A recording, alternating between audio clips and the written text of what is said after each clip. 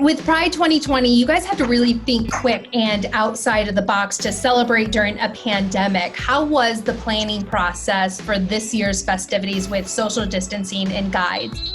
A little bit harder than we expected it to be, because it only included certain key players and not the majority of the committee. So it's like a lot of people felt like they were out of the loop, and it was just a crazy process. But we pulled it together, and we've already done one of our events, and we have another great one coming up.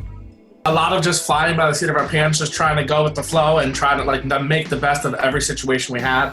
Taryn, how was that like from your perspective, having to put this elaborate festival together, but it's all virtual, so that's right up your alley?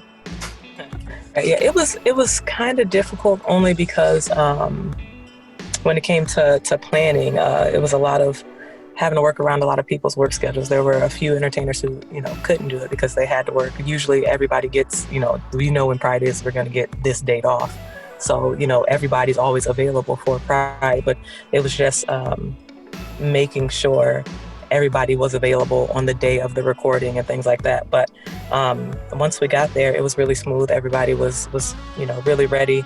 Also, the not having that energy you get from the crowd. So I think the entertainers that did come did an amazing job with still making it very entertaining, still giving their all, even though they didn't have the hundreds or a couple thousand people watching them and screaming for them that they would normally have.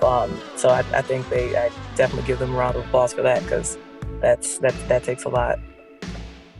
How did the strategy of having this at the Sundance Kid Drive-In? I mean, that's a huge lot. It can fit many people in there, and it feels like people are still in a community sense.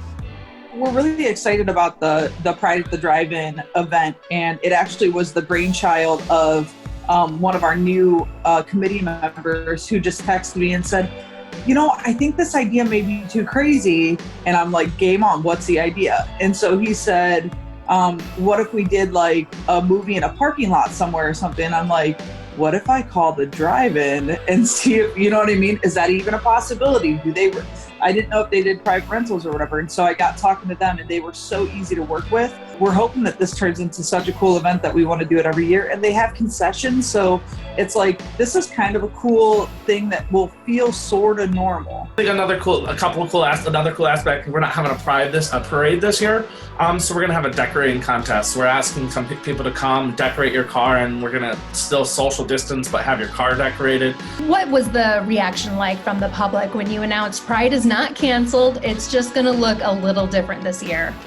First, it was like really hard because people are like, oh, Pride's canceled. And we're like, no, we're still here. We're still doing something. I know planning everything was just we had to make sure we had everything ready before we were ready to launch it. But then once as we launched it, we were like, okay. And then everyone was like so excited that Pride wasn't canceled. Toledo Pride at the Drive-In is going to be Thursday, September 10th from 7:30 to 11. We ask that you arrive by 7:30, but the entertainment will start at 8:30. We will have a recap of Pride, a 14-minute short from an iconic transgender artist, and then followed by the Birdcage and Love Simon from 2018, as well as a decorate your own car parade, and 50/50 raffles and a gift card lotto.